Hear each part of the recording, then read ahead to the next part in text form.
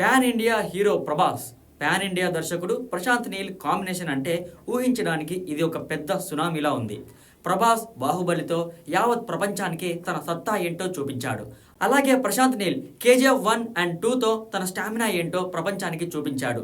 ఇద్దరు అద్భుతమైన fan following ఉన్నవారే. అయితే వీళ్ళిద్దరి కాంబినేషన్లో సలార్ అనే ఓ సినిమా రాబోతుందని అందరికీ తెలిసిందే. అయితే ఈ సినిమాపై భారీ అంచనాలున్నాయి. ప్రేక్షకులు చాలా రోజుల నుంచి ఈ మూవీ రిలీజ్ కోసం వెయిట్ చేస్తున్నారు. ఎట్టకేలకు ఈ సినిమా ఈ రోజే వరల్డ్ వైడ్ రిలీజ్ అయ్యింది. ప్రభాస్ మ్యానియాతో అడ్వాన్స్ బుకింగ్ అయితే ఓ రేంజ్లో అయ్యాయి. ఇంతవరకు ఏ సినిమాకి రాని విధంగా జరిగాయి. ఈ సినిమా ఎలా ఉంది అనేది ఒకసారి రివ్యూకి వెళ్ళి చూసేద్దాం. ఈ సినిమా కథ విషయానికి వస్తే వరదరాజు మన్నార్ అంటే పృథ్వీరాజ్, దేవా అంటే ప్రభాస్. ఇద్దరు చిన్ననాటి స్నేహితులు. కొన్ని కారణాల వల్ల దేవా అతను తల్లి ఈశ్వరీరావు ఊరు వదిలి అస్సాం వెళ్ళిపోతారు. తల్లికిచ్చిన మాట కోసం దేవా కత్తిపట్టుడు ఆవేశం తెచ్చుకోడు. ఆద్య శృతి హాసన్ యుఎస్ నుంచి తన తండ్రికి తెలియకుండా ఇండియాకి వస్తుంది. ఇక్కడికి వచ్చాక ఆమెను కిడ్నాప్ చేయడానికి చాలా గ్యాంగ్లు ప్రయత్నిస్తూ ఉంటాయి.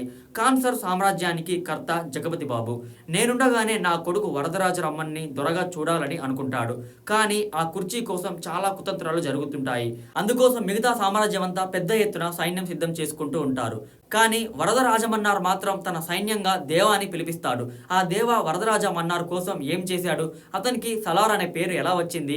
ఆద్యాని దేవా ఎలా కాపాడాడు? ఇన్నేళ్లు అస్సాంలోకి వెళ్ళి బతకాల్సిన అవసరం ఏమి వచ్చింది? వీటన్నిటికీ సమాధానం దొరకాలంటే సినిమా థియేటర్కి వెళ్ళి చూడాల్సిందే. ఎవరెలా చేశారు అంటే రెబల్ స్టార్ ప్రభాస్ ఆ కటౌట్, ఆ డైలాగ్ డెలివరీ, ఆ స్టైల్ గురించి ఎంత చెప్పుకున్నా తక్కువే. యాక్షన్ సీక్వెన్స్లలో ప్రభాస్ విశ్వరూపం చూపించాడు. ప్రభాస్ వన్ మ్యాన్ షోగా సలార్ నిలుస్తుంది. ప్రభాస్ కనిపించే ప్రతి సీన్ ఫ్యాన్స్ కు విజువల్ ట్రీట్లా కిక్ ఇస్తుంది. ప్రభాస్ తర్వాత ఈశ్వరీరావు కన్నబిడ్డ కోసం తల్లి పడుతున్న ఆవేదన, ప్రేమను ఈశ్వరీరావు చక్కగా చూపించారు. వరదరాజ మన్నార్ పాత్రకు పృథ్వీరాజ్ ప్రాణం పోశాడు. ఈ క్యారెక్టర్ కు తాను తప్ప మరొకరు యాప్ట్ కాదని అనిపించేలా నటించాడు. శృతి హాసన్ పాత్ర పరిమితమే, కానీ ఉన్నంతలో హుందాగా కనిపించారు. మిగిలిన నటీనటులు జగపతి బాబు, శ్రేయా రెడ్డి, బాబీ సింహ, టీను, ఆనంద్తో పాటు డిఫరెంట్ గెటప్లలో కనిపించి వాళ్ళ పాత్రలకు న్యాయం చేశారు. సాంకేతిక విభాగం గురించి మాట్లాడుకుంటే ముందుగా దర్శకుడు గురించి మాట్లాడుకోవాలి. ప్రశాంత్ నీల్ అంటేనే హీరోని ఎలివేషన్ చేయడంలో ముందుంటాడు.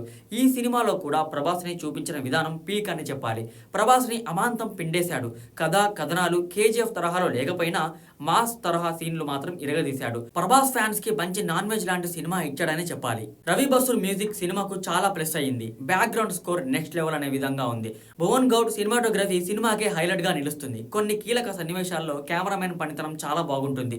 సినిమాలో నిర్మాత విజయ్ కిరందూర్ పాటించిన ప్రొడక్షన్ వాల్యూస్ చాలా బాగున్నాయి. ఫైనల్ గా చెప్పాలి అంటే సలార్ ప్రభాస్ ఫ్యాన్స్ కు పండగ వాతావరణం సృష్టించింది అనే చెప్పాలి. ప్రభాస్ తన లుక్, యాక్టింగ్, యాక్షన్స్ తో అభిమానులను మెస్మరైజ్ చేశాడు. కొత్త ప్రభాస్ని చూడటం ఖాయం.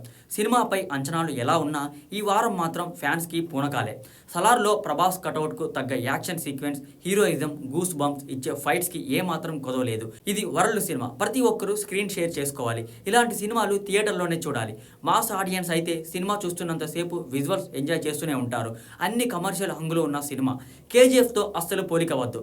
ఇది వేరే లెవెల్. ఇంకెందుకు లేట్, మీరు కూడా మీ దగ్గరలో ఉన్న థియేటర్కి వెళ్ళి చూసి ఎంజాయ్ చేయండి.